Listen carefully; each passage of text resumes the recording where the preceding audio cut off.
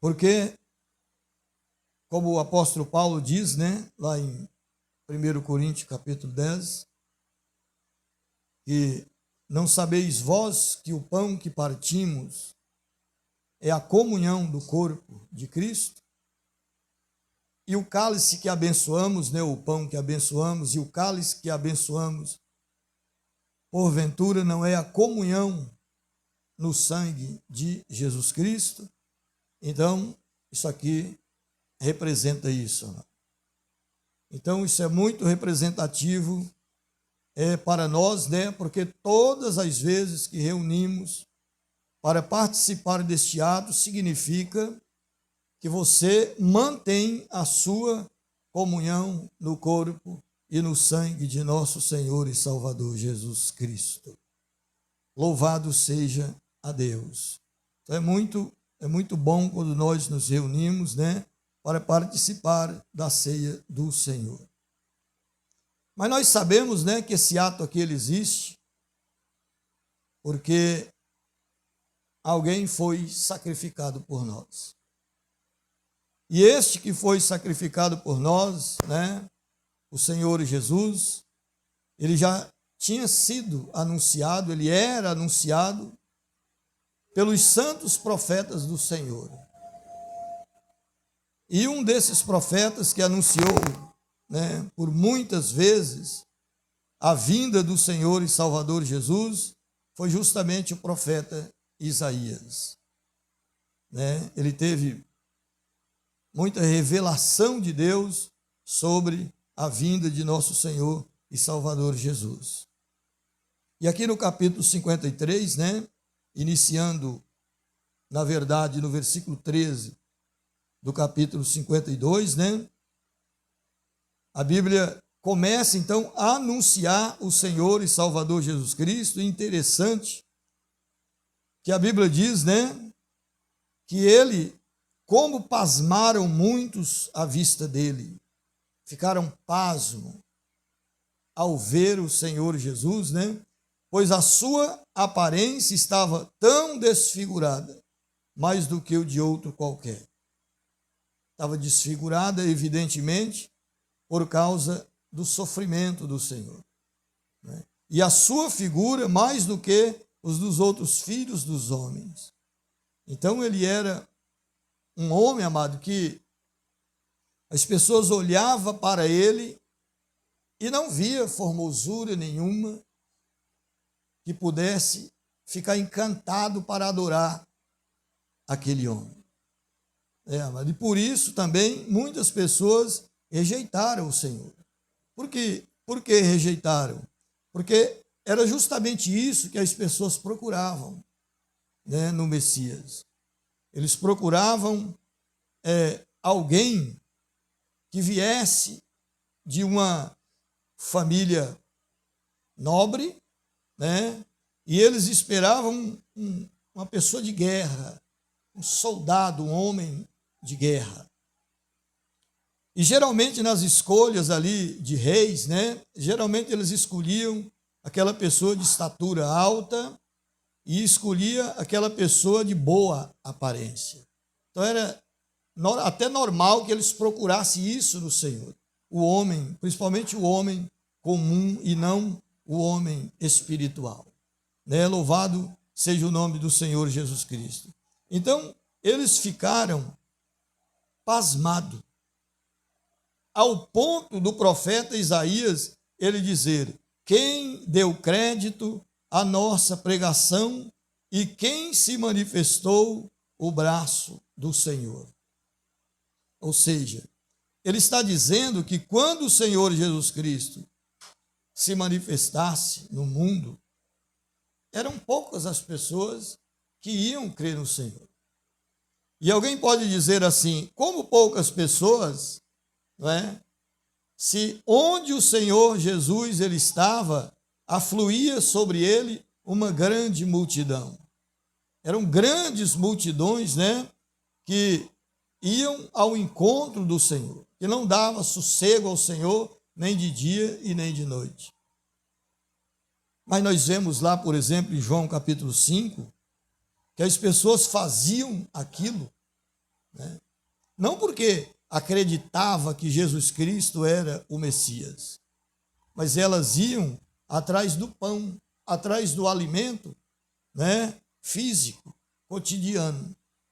É tanto que elas foram repreendidas pelo Senhor. Quando o Senhor diz: trabalhai não pela comida que perece, mas pela comida que permanece. Porque elas estavam atrás do Senhor Jesus Cristo por causa da comida que perece, do pão, né? Louvado seja o nome de Jesus.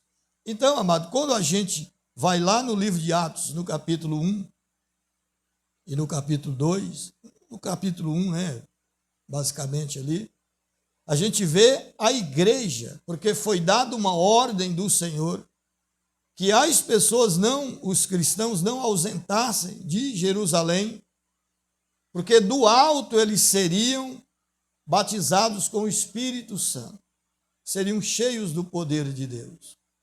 E quem obedeceu àquela ordem? Ali mais ou menos 120 pessoas, né? Perto ali de 120 pessoas.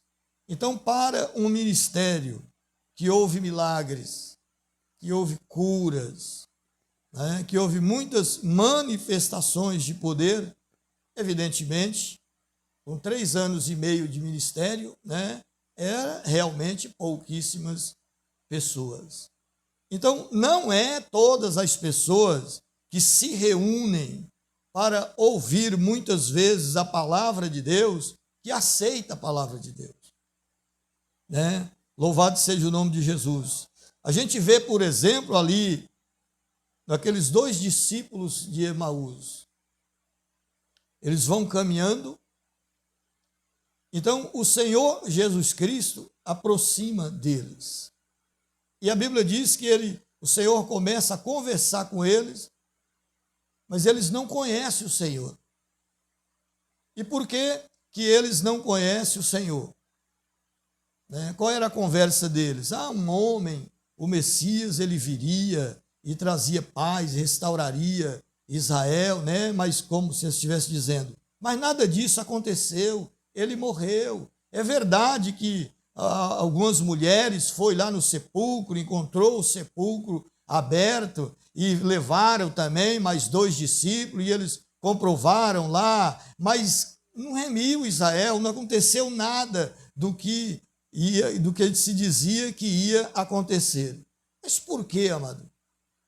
Que o Senhor Jesus Cristo está conversando com eles e eles não estão entendendo, não estão conhecendo o que é o Senhor, por causa das suas preocupações. Porque eles estão preocupados. Eles estão preocupados, e agora? O que vai acontecer? Pois ele morreu. Acabou. A nossa esperança acabou. Não temos mais esperança, porque naquele em quem esperávamos, se foi. Ele morreu como qualquer outro homem morreu, né? Então, vamos supor que eles estivessem falando isso para o Senhor. Então, eles não conseguem detectar que é o Senhor Jesus Cristo, mesmo ressuscitado, que está falando com eles. Por quê? Por causa dos problemas. Quando nós buscamos o Senhor Jesus, ou queremos buscar a presença de Deus, ou vir na igreja apenas com o interesse de resolver os nossos problemas, nós não vamos ter um verdadeiro encontro com o Senhor. Nós não vamos ter uma verdadeira intimidade com o Senhor ao ponto de conhecer a sua voz, de saber que o tempo todo Ele está presente conosco e que Ele nunca vai estar ausente e por onde formos Ele realmente estará conosco. Mas temos que deixar os problemas de lado e continuar os nossos olhos fitos naquele que é autor e consumador da nossa fé. Louvado seja o nome de Jesus Cristo. Né? Então a Bíblia vai dizendo assim. Então quem deu crédito na nossa pregação e quem se manifestou o braço do Senhor. poucas pessoas. Às vezes o Senhor Jesus mostrando os dois caminhos, né?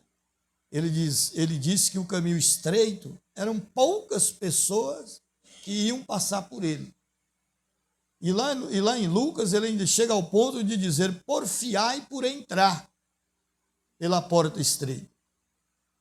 Porfiai. É uma luta para entrar pela porta estreita. Agora, o caminho espaçoso, são muitos que passam por ele.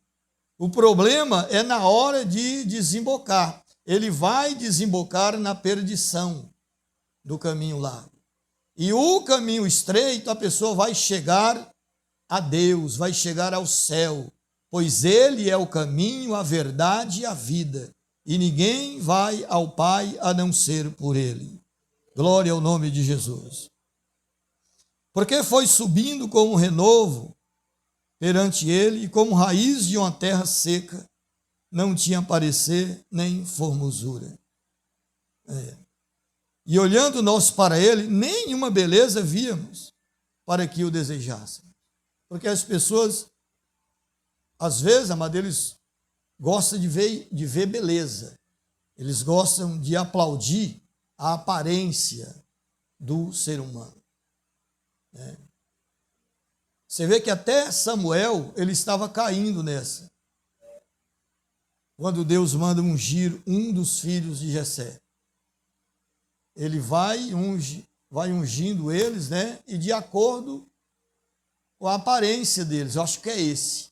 Olha lá, uma pessoa robusta, né?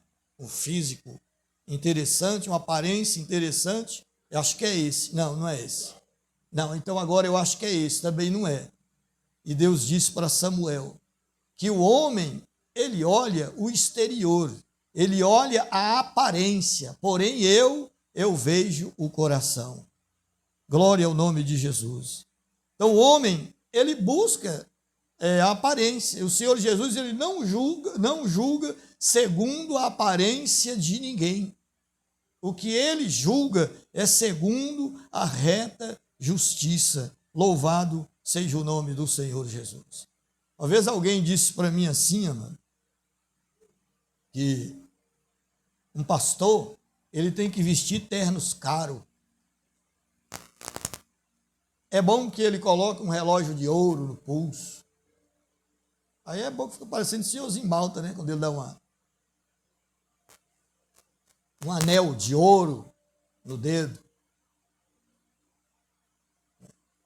Cuidar bem da aparência dele, porque as pessoas gostam assim. As pessoas gostam assim, mas e Deus, ele gosta assim? Ó. Era justamente o que procurava no Senhor, mas não foi achado. Mas olhando para o Senhor, amado, se olhasse para ele, procurando um homem assim, e não ia achar nunca. Mas se procurasse um homem justo, um homem santo, um homem íntegro, né? Aí a pessoa ele acharia. Então não pode julgar pela aparência, mas tem que julgar pelos frutos que aquela árvore produz, se ele é bom, se ele é mau. Louvado seja o nome do Senhor Jesus. Ele era desprezado e o mais indigno entre os homens. Homem de dores, experimentado nos trabalhos e como um de quem os homens escondiam o rosto, era desprezado e não fizemos dele caso algum. Então o Senhor Jesus Cristo era o homem mais indigno, desprezado entre os homens. Um homem de dor, um homem experimentado nos trabalhos. Que as pessoas acham que ele, durante muito tempo, ele trabalhou normalmente como um ser humano comum qualquer, né? Embora ele era um ser humano mesmo. E a Bíblia diz aqui que ele era desprezado e as pessoas não faziam dele caso algum. Interessante, amado. Que quando o Senhor Jesus Cristo comissionou os discípulos a fazer a obra dele, ele disse que as pessoas sofreriam isso também. Porque se fizeram isso com um pai de família, né, imagine com os servos. Iam fazer também. E a gente vê que os servos de Deus também são rejeitados. Que as pessoas escondem o rosto daqueles que verdadeiramente servem ao Senhor. Ele é rejeitado. Mas por que ele é rejeitado? Porque ele não julga segundo a aparência. Ele julga segundo a reta justiça. E por que ele é rejeitado? Ele é rejeitado porque ele é separado por Deus. Ele é tirado do mundo para servir ao Deus Todo-Poderoso. Ele sofre a rejeição, ele sofre o desprezo das pessoas. Então isso aqui é uma marca da igreja. E como a pessoa conhece a igreja. Então quando a gente fala, por exemplo, que a igreja hoje ela está praticamente afastada do caminho de Deus, é só você olhar para isso aqui, para essa rejeição que a igreja sofre. Mas eu nem digo no mundo, porque existem lugares no mundo aí que servos de Deus estão sendo presos, estão sendo maltratados. Por eles seria varrido dali. E é justamente isso que eles querem. Mas aqui, por exemplo, onde nós moramos, no Brasil, você pode ver que a igreja ela é misturada. Qualquer canto que o ímpio esteja, ele está lá. E não é para evangelizar, é para fazer as mesmas coisas. Ele não sofre mais rejeição. Então imagine se o Senhor Jesus Cristo estivesse aqui, como homem, e essas pessoas andando ao lado do Senhor. Quando Jesus Cristo era rejeitado, os apóstolos também eram. Quando o Senhor Jesus Cristo era rejeitado, a igreja também era rejeitada. Por que era rejeitada? Porque era separada para servir um único Deus Todo-Poderoso, Criador do céu e da terra. Hoje é um cantor que vai gravar um CD, aí grava um CD com música do mundo e com música que diz que é cristã. Ele vai fazer um show, lá ele canta música que se diz evangélica e música do mundo, tudo misturado. Como se Deus, ele dividisse a glória, a honra dele com alguma coisa. Colocaram lá a estátua de Dagon, ao lado da arca que representava a presença de Deus. No outro dia de manhã, aquela estátua amanheceu caída, porque Deus não divide a sua glória com ninguém. E não é só com imagem de escultura, é com qualquer coisa Deus não divide. Aí, por causa da teimosia, pegaram aquela estátua, levantaram de novo e colocaram junto da arca. No outro dia de manhã, ela tinha sido caída e tinha sido despedaçada. O pescoço estava para um lado e o corpo para o outro, mostrando que não adianta. Deus não divide a sua glória com ninguém e nem o seu louvor a imagens de escultura. Então a igreja ela tem que sofrer o desprezo. A igreja ela não é amiguinha do mundo, como é hoje. Ela não é amiguinha do mundo. Aquele que se diz amigo do mundo constitui-se inimigo de Deus. Está escrito assim. Não ameis o mundo e nem o que há no mundo, porque aqueles que amam o mundo, o amor do Pai não está nele. E o que é o amor do mundo? As concupiscências da carne, as concupiscências dos olhos e a soberba da vida. Essas coisas, elas passam, mas aquele que faz a vontade do Senhor permanece para sempre. Bendito seja o Senhor. Verdadeiramente Ele tomou sobre si as nossas enfermidades e as nossas dores levou sobre si. E nós reputamos por aflito, ferido de Deus e oprimido. Olha que maravilha que o Senhor veio fazer aqui, amor. Ele veio nos redimir, né? Ele veio para levar sobre ele as nossas enfermidades e as nossas dores. E alguém pode olhar para um versículo desse? Como já me perguntaram, né? E se ele levou, por que então nós ficamos doentes? Por quê? Amados, você que serve o Senhor, você não vai ser enfermo ou doente a vida eterna, a vida toda, a sua vida toda. Sua vida não constitui só aqui. Um dia, na sua redenção, a pessoa que ele é cego, ele não vai ser ressuscitado cego.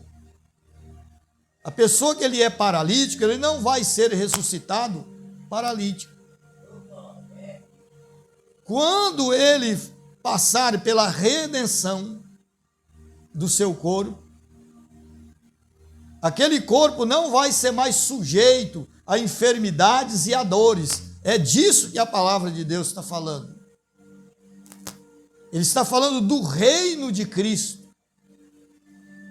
Agora, enquanto nós estivermos neste corpo, neste tabernáculo, nós iremos sofrer ainda com enfermidades, com doenças e enfim.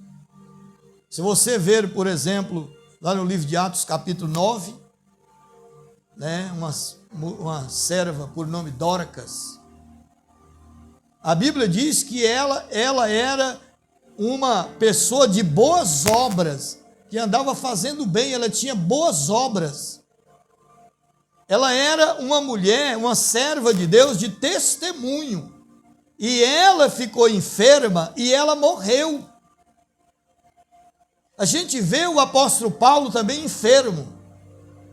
A gente vê o apóstolo Paulo ele deixando o irmão na fé dele enfermo e partindo. Ele deixando o Trófimo doente.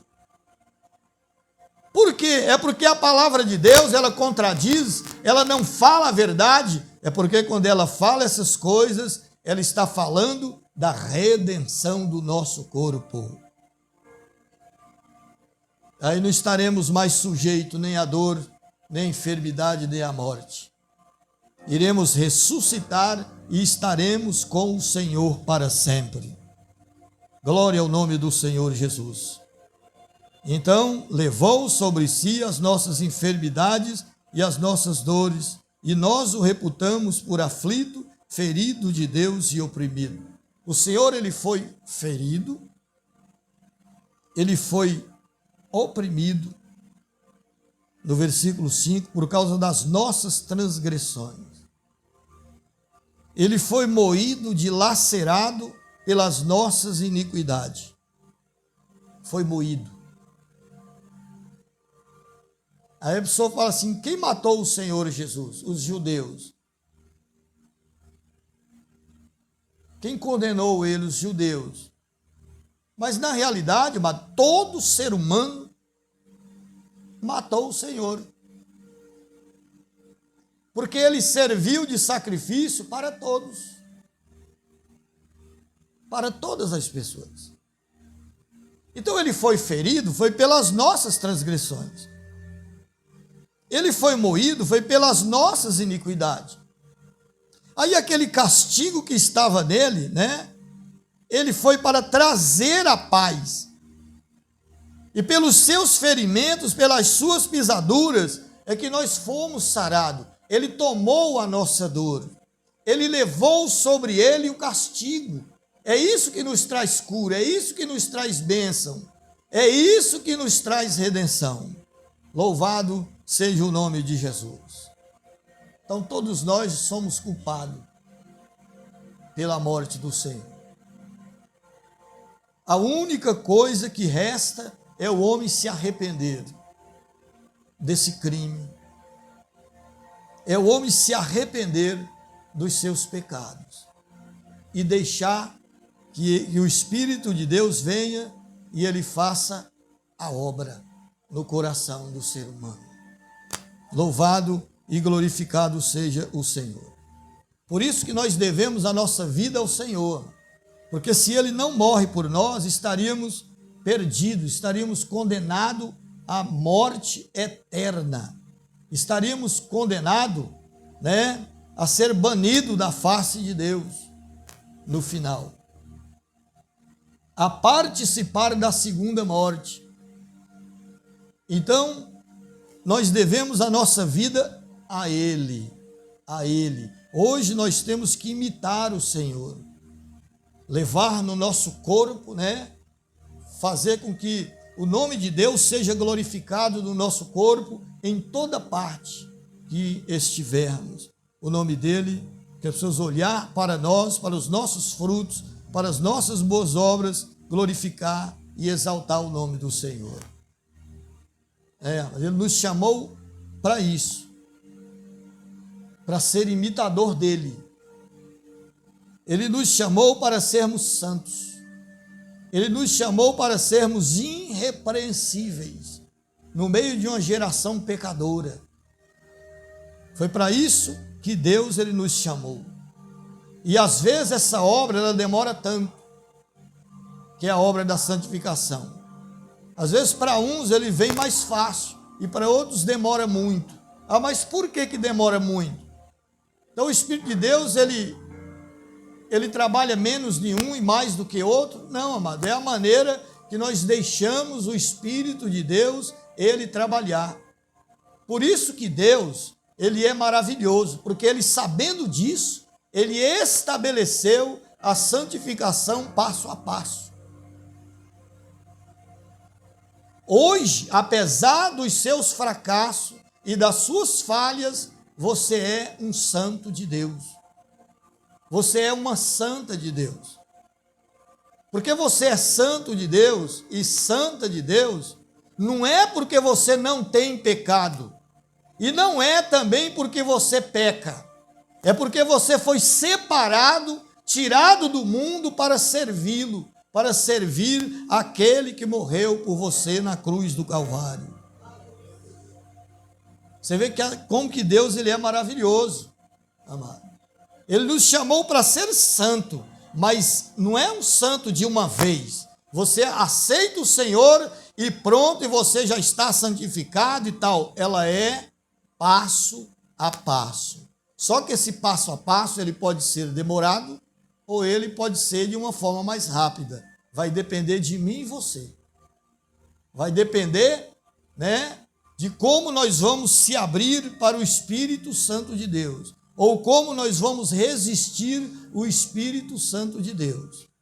Há pessoas que levam anos e anos para a pessoa olhar para ele e falar assim, essa pessoa aqui realmente é um servo de Deus, é uma serva de Deus. Porque ele não dá lugar para o Espírito Santo de Deus.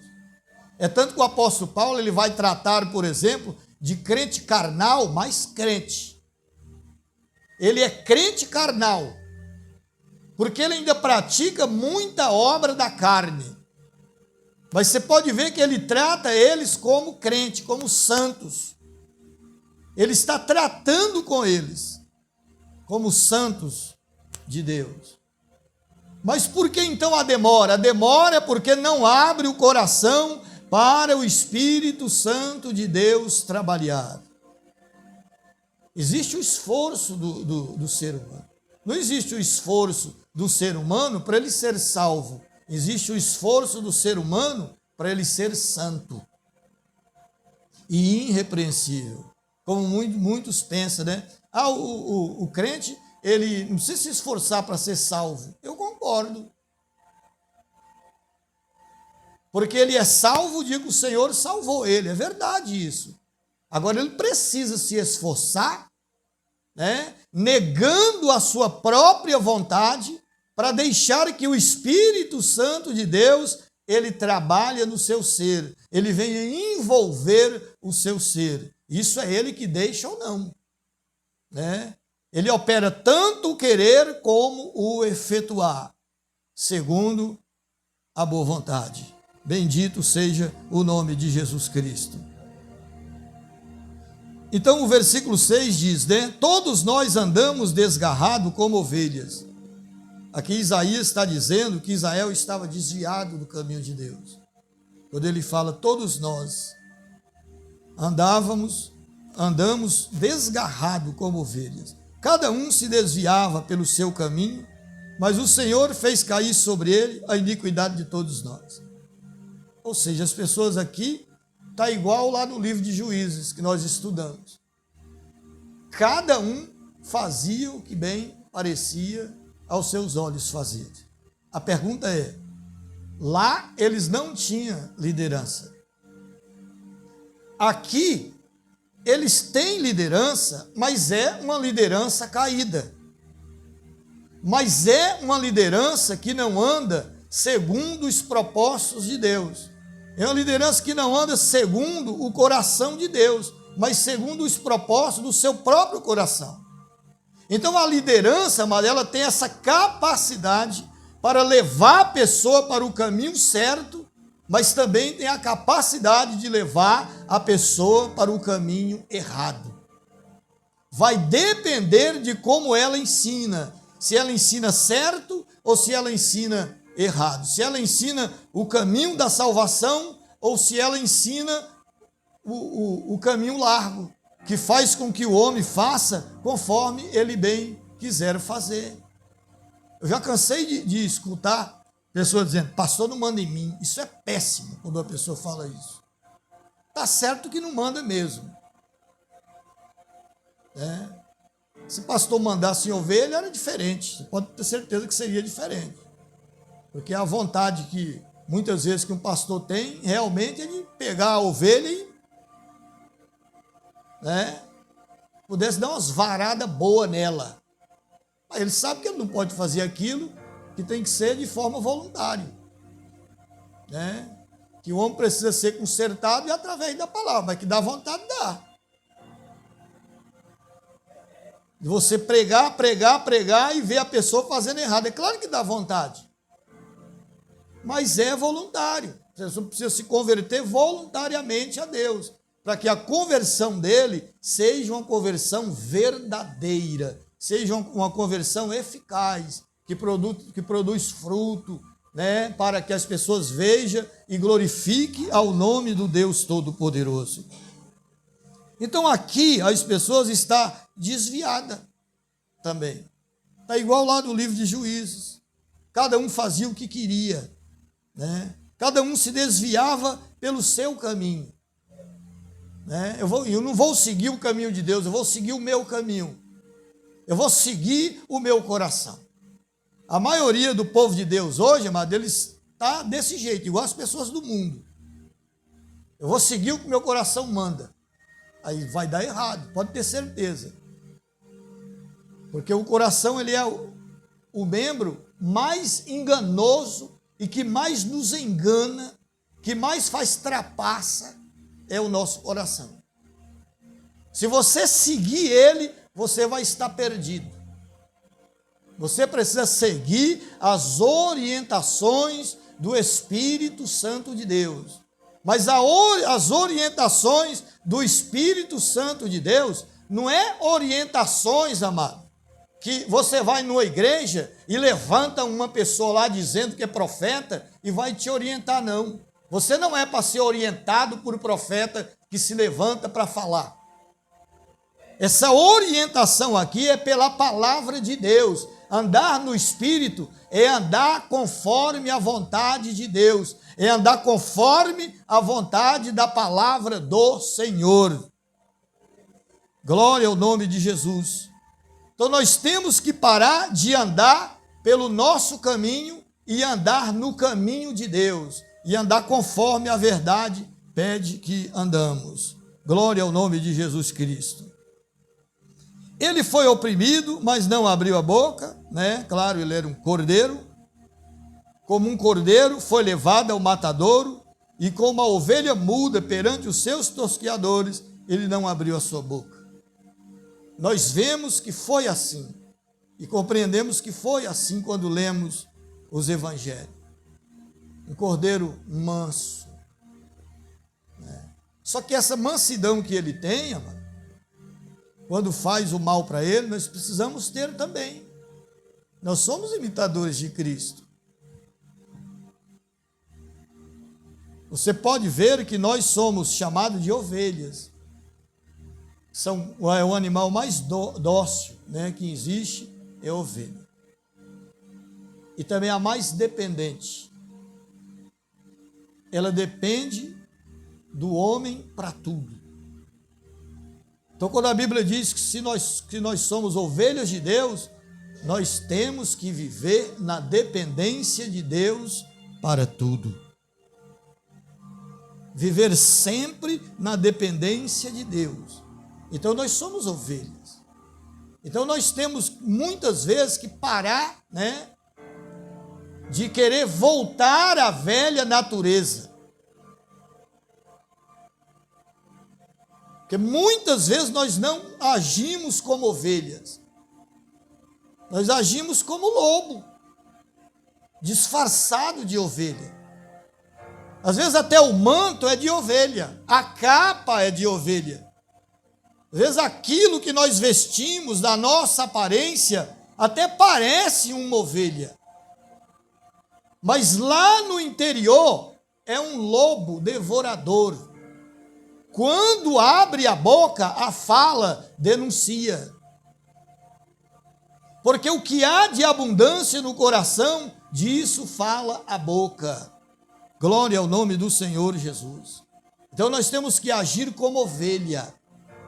Olha como o Senhor Jesus Cristo, ele agiu diante dos maus tratos, diante do mal que ele estava sofrendo ali no momento.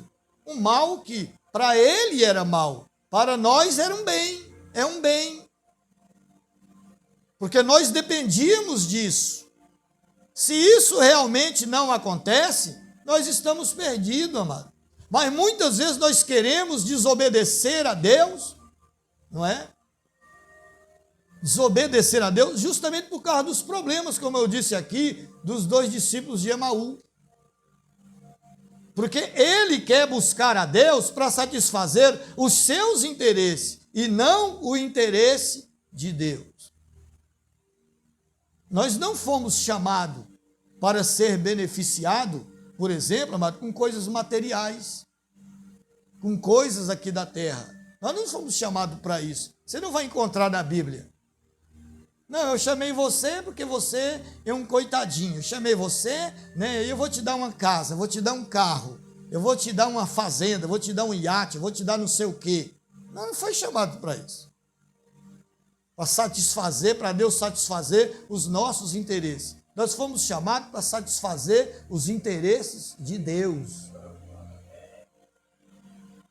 Então é essas coisas que nos levam a desobedecer. Eu posso te dar um exemplo, por exemplo, o Senhor Jesus Cristo, ele sofrendo aquela agonia ali no Getsêmani.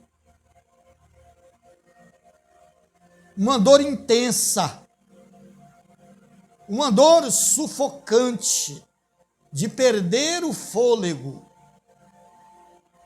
Então, o que o Senhor Jesus ele fala ali? Se for possível, passe de mim esse cálice. Não é isso que a gente faz? Mas o Senhor Jesus Cristo, ele olha ali e fala assim, mas seja feito, porém, a tua vontade e não a minha. Então é assim, amado. Nós fomos chamados para fazer a vontade de Deus e não a nossa vontade. E o que nos leva a afastar de Deus, o que nos leva a não fazer a vontade de Deus, está muito relacionado aos nossos problemas, às aflições desta vida. Então não deixe nunca que as aflições ela venha tirar a tua paz. Sirva a Deus quando você estiver bem, sirva a Deus quando você estiver mal. Esse é o propósito para o qual nós fomos chamados. Louvado seja o nome do Senhor Jesus Cristo. Né? Então o Senhor estava ali mudo perante os seus tosquiadores. Ele não tentou escapar, ele não tentou sair fora, né? Pelo tanto que ele nos amou. Ele permaneceu ali, sendo maltratado. Alguém pensa que o Senhor Jesus Cristo, amado, ele não foi tentado a desistir. Ele foi tentado e foi tentado várias vezes. A Bíblia diz que o inimigo tentava ele e aí se afastava, mas ele se afastava por um pouco de tempo. Depois ele retornava. E eu creio que quando o inimigo ele retorna pior. Com uma tentação pior ainda. E com uma proposta muito mais sedutora do que a primeira. Mas o Senhor Jesus Cristo, ele não redou o pé, ele ficou ali. Todas as vezes que ele era tentado, você pode ter certeza, ele pensava em mim e em você. Ele pensava no nosso bem.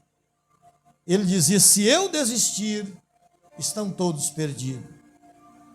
É melhor que eu morra, que um morra, para que todos venham ser ou ter a oportunidade de serem salvos. Louvado seja o Cordeiro de Deus. Então, é isso que acontece, né? Para isso, o Senhor Jesus Cristo, ele veio nos redimir dos nossos pecados. E por isso nós estamos aqui. A gente que tinha uma vida tão atribulada, hoje nós vivemos muitas tribulações, nós vivemos. E é necessário, porque é por meio de muitas tribulações que nós herdamos o reino de Deus. Está escrito isso lá em Atos 14, 22, né? Que realmente é por meio de muitas tribulações. Isso aí não é uma palavra sufocante que derruba crente. Quando alguém fala assim, você vai se converter e vai passar por muitas tribulações. Essa é a mensagem. A mensagem que você escuta por aí, que se você se converter, Deus vai cessar seu sofrimento, Deus vai te dar isso, vai te dar aquilo, isso aí é mentira.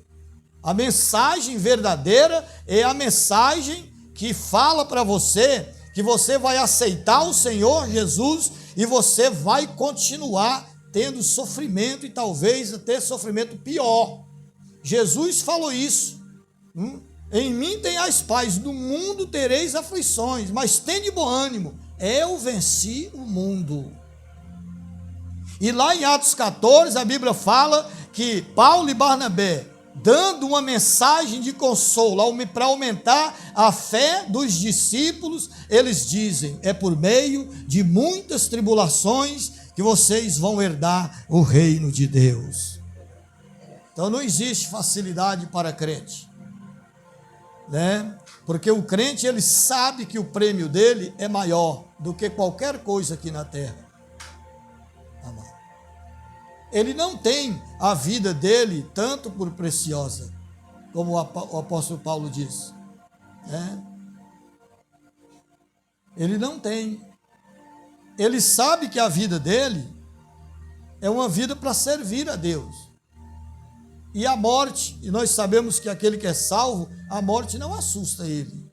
Ele não fica assustado com a morte. Nós vamos ensinar aqui sobre ressurreição na terça-feira, né? Ele não fica assustado com a morte. A morte para ele é um meio, é o veículo que Deus usa para levar para ele, para levar aquela pessoa para ele. Então ele não fica assustado, né, com morte, com problema. Mas, mesmo assim, amado, pense na tua vida como era e pensa como ela é agora. Porque embora nós passamos por muitas tribulações, mas existe uma paz diferenciada. Eu deixo a minha paz, eu dou, mas não dou como o mundo a dá. Que é aquela paz mentirosa que não existe. Ela até existe, mas ela é momentânea, porque ela é baseada em coisas. Agora, a paz que Deus nos dá, ela não é baseada em coisas, ela é baseada em coisas celestiais, em coisas que não passam, em coisas que não é perecível, que não murcha. Louvado seja o nome do Senhor. Às vezes você está num vendaval tremendo, às vezes você está numa luta tremenda, mas você tem paz no coração. Porque a sua vida não se resume apenas nessa vidinha. Você sabe que haverá ressurreição.